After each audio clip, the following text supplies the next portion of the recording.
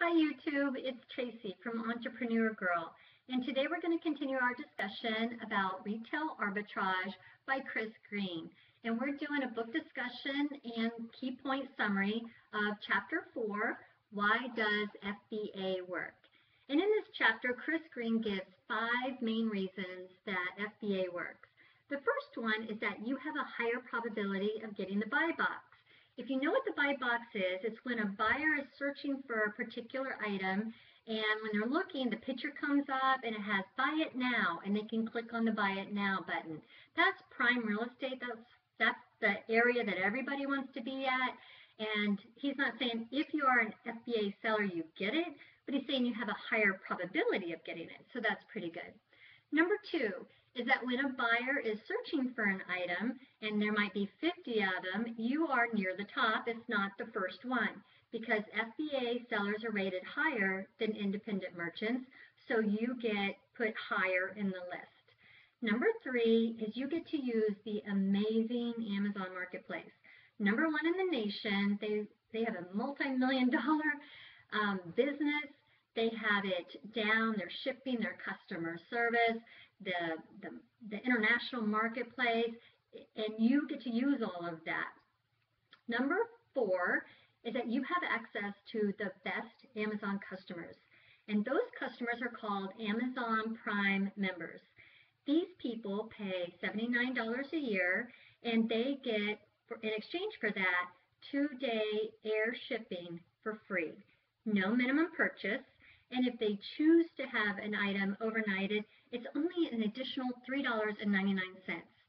So that's saying that if I forgot my anniversary, that was tomorrow, I can order a gift today and for $4 have it at my door by noon tomorrow. That's pretty sweet, and that's why it works so well. Number 5 is if I'm selling the same item as an independent merchant is selling, I can ask for a higher price. And there's 2 reasons for that. The first one is that an independent seller has to add shipping expense. So if they have a $5 book and they're charging you, $3 shipping, it's a total of $8. I can go ahead and list that same exact book for $8 because it's the same price as my competition, but I don't have to pay shipping. Amazon ships my book. So I get a higher profit that I can just put in my pocket. But more than that, the second thing is that I can ask even more.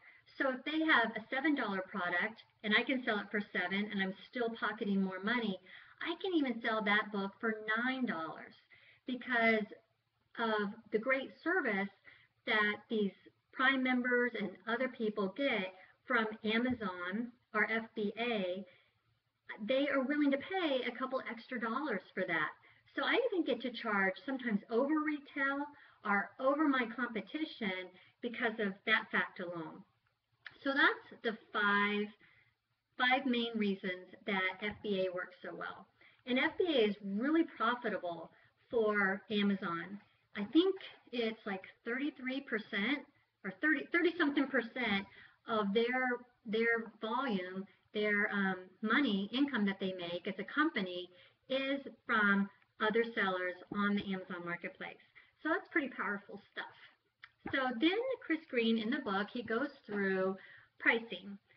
How should you price your item as an FBA seller? And he says that there's mainly 2 different types of pricing strategies. One is the fast nickel and the other one is the slow dime. And it's just like the name implies, the fast nickel is trying to turn inventory, they're priced low, very little risk involved because you're not sitting on your inventory for a long time, but you are leaving money on the table. You could make more money if you had just been willing to sit on it a little bit longer. The slow dime is exactly the opposite. They're making more money, they have higher profit margins, but there's more risk because they're having to sit on their inventory. The inventory could become outdated, it could become out of fashion, something can happen to the inventory, and they are, just a little bit more risky, but they're making more money. So if your item is taking too long to sell, you probably have it priced too high. And if your item is, selling too fast, you just listed it and it sold an hour later, then you probably left money on the table. So what's the best way to price your items? The first thing you should do, according to Chris, is you should look at all the competition, all the other products that are out there that are exactly the same as yours. Click on the new ones, the used ones, and the collectible ones. Even if that's not your category, look at all three categories and see about where your item falls. What are the prices? What's the ballpark? The second thing you should do is look at the FBA sellers selling the product, if Amazon is selling the product and for how much, and if an independent merchant is selling it and for how much. And that way you can price it in those three arenas as well. Ideally, you have an item that no one is selling yet on FBA, and Amazon's not selling it, so you're not competing directly with them. I got to tell you, it's really hard when you're competing with Amazon. So if you're trying to go head to head with Amazon, I'd probably find another item, to tell you the truth. If there's a lot of FBA, that doesn't mean you can't sell it. It just means that you need to be mindful of that. But if there's only a couple of you selling, or if you're the only FBA, you can really ask a lot for your item above what your competition is, because if somebody wants it with FBA and free shipping, they're going to click on you even if you're more expensive. And of course, the one thing you don't want to do is you don't want to be the lowest price, and you don't want to be the highest price either. You're really focusing on margin, your profit margin, not the volume of what you're trying to sell. So it's not a competition to see how many items you can sell, how fast. You are constantly mindful of your profit margin and maximizing that. You want to get the most money for your time and for your item. So basically, Chris's suggestion in Chapter 4 is you want to price your items premium and just wait for an FBA buyer to come along and snag up your item. Not to say you want some ridiculous price. You get on there and it's $200 for a book that's selling for $7.99 with everybody else. No. He's not suggesting that strategy. But he is saying that you want to be on the higher end of the spectrum, and you want to just be patient and wait for those FBA buyers and those Amazon Prime members to snatch up your item. And that is the advice he leaves us with in Chapter 4.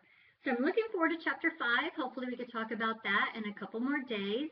And if you like this video or you want to hear more about Chris Green and retail arbitrage, then subscribe, and I'll talk to you soon. Thanks.